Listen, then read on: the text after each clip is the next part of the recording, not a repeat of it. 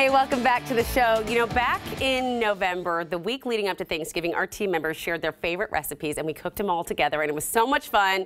So we decided to do it again, and all this week, team members will be sharing their favorite recipes of just everything. And so we starting off with Joseph Suttner, our executive producer, who makes this gluten-free focaccia. That's him at my house when he brought me the focaccia. And yes, I ate it all because he left it with me and it was so good. So I said, please, but still my Italian heart, will you show us how to make it?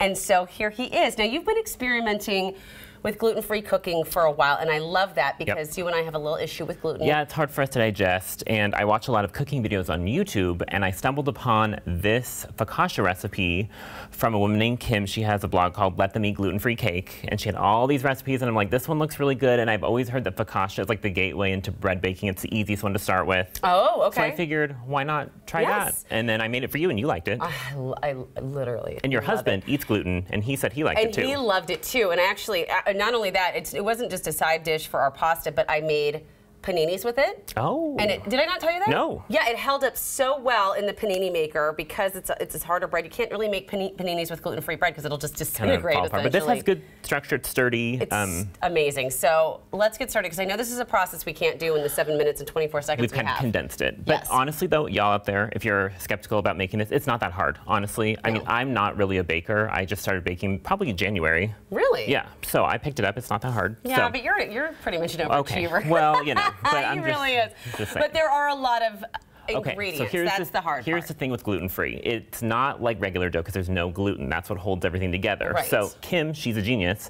She concocted this like specific blend of flours. It might seem like a lot, but it's 5 ingredients, so we'll go through them now. So you start in your mixer with, this is 200 grams of potato starch. Okay. So get that in there. Yep, there we go. You want to finish that for me? I'll help you with that. Yep, so there's that.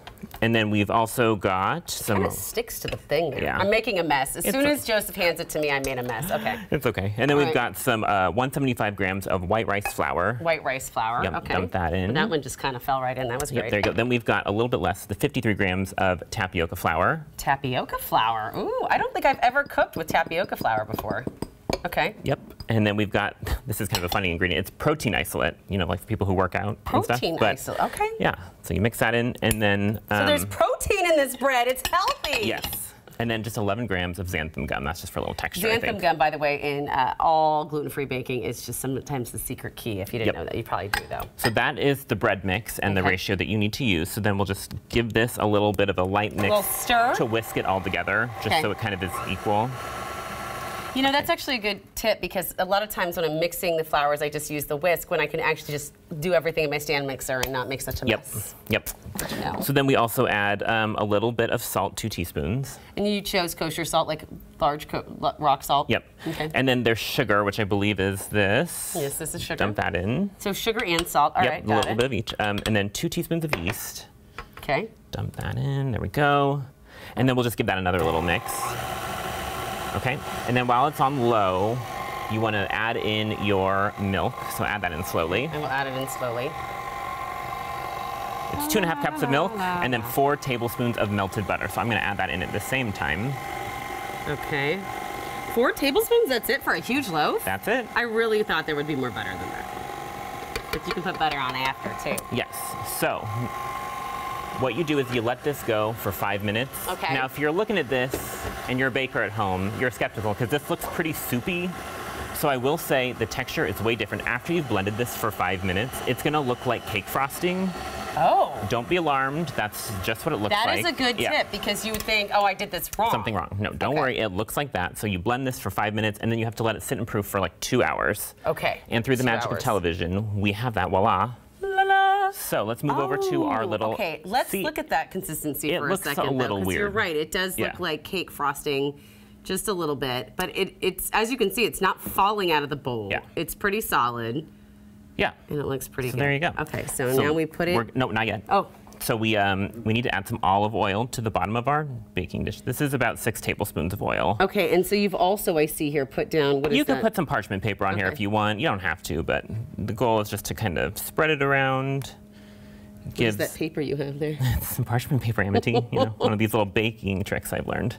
All right, so then we'll dump this in. So actually, why don't you you want to have me I'll hold it, Okay. and then, because you're going to be the one to dimple. I'm gonna dimple? Yes, so let's get this in here.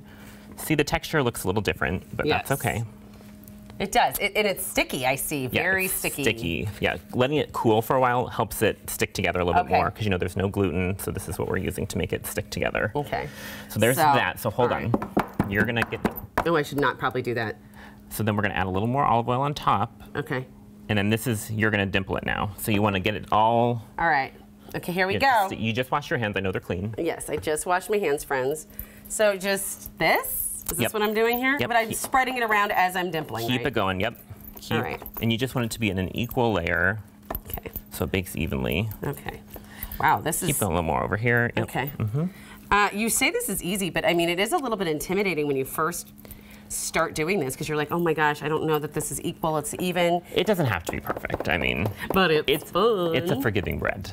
It's But what a I like, forgiving you know, bread. if you like to follow instructions, if you're nervous about like, oh, I don't know how to do it, if you just follow the instructions, it turns out. I mean, that's what I did. Yeah, I'm a rule follower too, but Yep. So I think we might need a little more olive oil. Okay. So we'll just kind of, maybe around the edges there. yeah, 'cause you I spread feel that like- around. What does the olive oil do? Because I love that you basically, it's almost like in a bath of olive oil. Yeah, it adds the flavor. It adds the Yep, and it's flavor, just and some then it fat. helps it from sticking to the pan so Yep. much a little. Yep. Okay. So then once you do this step, then you're supposed to let this sit for a half hour. Okay. Just to kind of rise a little bit more in this dish. In the pan. And then once that half hour is done, then you add the final ingredients. So Okay. you'll want to add a little bit of salt on top. Do you want me to do this now? I'll do it just because Okay. your hands are a little special. My hands are special. Yep. So just add a little salt. Don't have to go crazy. Okay. A little chopped up rosemary. Just kind of sprinkle. That is fresh, isn't it? Yes, Susie got us some fresh rosemary. Oh my gosh, I could smell that when I walked up. I've been trying to grow rosemary in my kitchen, and it's hard. It's kind of just however much you like. I mean, I think that like looks a lot. good. That looks pretty. You can add a little more. A little more? Just Okay. a little more. for Amity. I love rosemary. Okay. So much goodness. There you go. Could you put basil in it too? I know typically you don't put basil You know, on I think you focaccia, can. but I think you like can add to. whatever you want. It's our world. Make it your own, yeah. And then the key is the Parmigiano Reggiano. Oh yes, that is the key. So kinda- did you grate that, or did you buy it already grated? Producer Susie acquired this for us, so I'm not sure what it looks like it might be pre-ground, but Okay. at home I have a big block of it and I shred it on top. Yes, you do. So there you go. So then you have to put it in an oven for 400 degrees, and I stick it in for 25 minutes, and then Okay. 25, I look to see kind of how brown it's getting. Yeah. And then if it's a little bit light, you go more. This is probably 29 minutes here. Okay. And So here's the taste test. Give us a rating. it's so good. It's so good. You're lucky I'm not just dipping it in the olive oil right here. Do we have any balsamic? Can we get some balsamic? Is that good though? It is so good, y'all, and it's like, You wouldn't know it's gluten-free. you would not know. It's not dry, it's moist, And it's fun to take to like a dinner party, like I did for you. you did, and it was amazing. All right. There you go. Thank you so much, Joseph. This is so good. I love cooking with our team. And Kim from Let Them Eat Gluten-Free Cake has allowed us permission to share this recipe with you. Also, just go to our website and you'll see the link right there. And tomorrow, I'm making salsa and sangria with my producer, Rebecca, as we continue this week of cooking with our New Day team.